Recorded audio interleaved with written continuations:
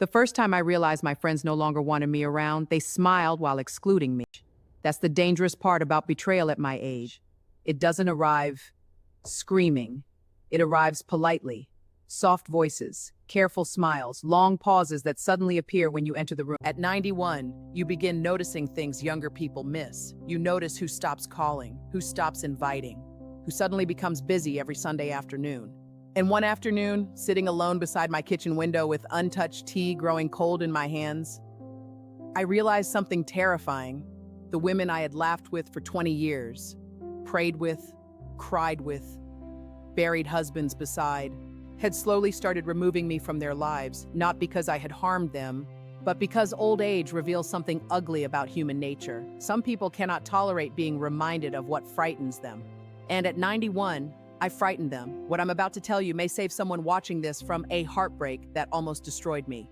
Because when people want you gone from their circle, they rarely say it directly. Instead, they begin doing three things, and the third one hurt worse than losing my husband. My name is Evelyn. I turned 91 in March. Most mornings, I still wake before sunrise out of habit. My late husband Walter used to joke that I treated sleep like an inconvenience. For 48 years, we built a life together in a small Ohio town where everybody knew everybody's business before noon. After Walter died, my friends became my second family. There were 5 of us: Martha, Jean, Lucille, Patricia, and me. We called ourselves the Thursday Girls, even though the youngest among us was 74. Every Thursday morning, we met at the same little cafe near the church parking lot. Same booth, same waitress, same gossip. For years, those breakfasts kept me alive. Because when grief hollowed me out after Walter's funeral, those women carried me through it. Or at least I thought they did. The changes started slowly. That's how emotional betrayal always begins, quietly enough for you to question your own instincts. One Thursday, I arrived at the cafe and found them already seated. They stopped talking the moment I approached. Now, younger people may think nothing of that, but older women notice silence the way sailors notice storms. Lucille smiled too quickly. "Oh, good, you made it."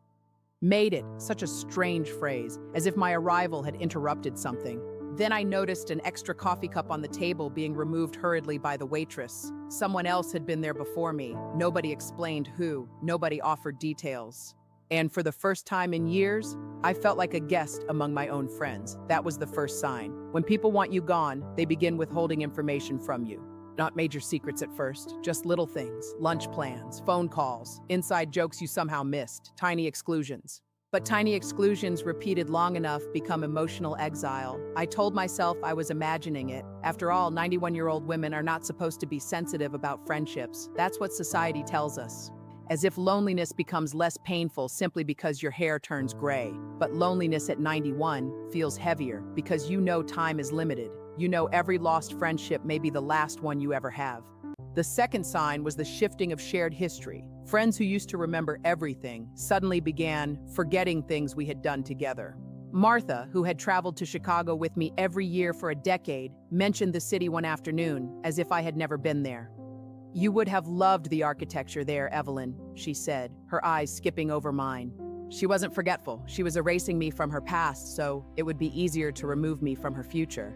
The third sign, the one that hurt worse than Walter's death, was the pity. When people decide you are no longer one of them, they stop treating you like a person and start treating you like a tragedy. They lowered their voices when I entered the room. They reached out to pat my hand with that soft, suffocating, poor Evelyn look in their eyes. Being hated is one thing. Being pitied is a slow, quiet suffocation. They weren't being cruel and they were being kind, but sometimes kindness is the sharpest knife of all. Even after decades, then came the third thing, the cruelest one. When people want you gone, they start rewriting your identity while you're still alive. At church gatherings, they interrupted me constantly. Oh, Evelyn gets confused sometimes. She forgets things. She's had a hard year. Had I occasionally forgotten a few names? Of course, I was 91, not 21. But slowly, they began speaking about me as though I were fading mentally, even when I was sitting right there. And the terrifying thing about repeated doubt is this: eventually, you begin doubting yourself too. I started speaking less, laughing less, sharing less. I became cautious with every sentence, fearful I might confirm the version of me they had created. One Thursday morning, I sat alone at home while rain tapped softly against the windows. No calls, no messages. Then my granddaughter Sophie stopped by unexpectedly. She found me sitting in silence with my coat still on.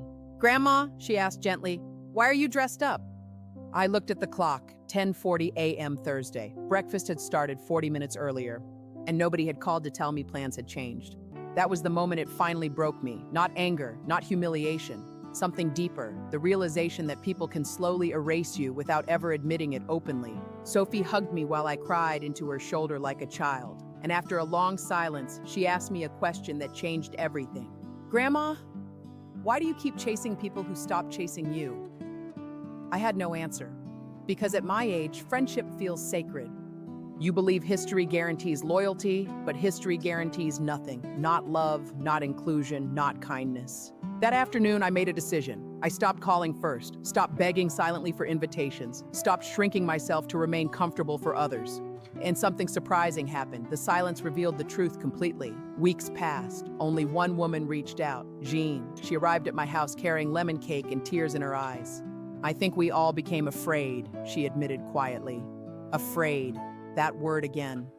She confessed the others struggled watching me age because it forced them to confront their own futures. My loneliness frightened them because they saw themselves in it, and suddenly I understood something important. Sometimes people push elderly friends away not out of cruelty, but cowardice. Cowardice about aging, about loss, about mortality itself. Still, understanding pain does not erase pain, so I built a different life. I joined a senior gardening group, started reading stories to children at the library twice a week, began talking more openly instead of hiding sadness to make others comfortable. And slowly, I became myself again, maybe even stronger. So if you're watching this today, remember these 3 signs.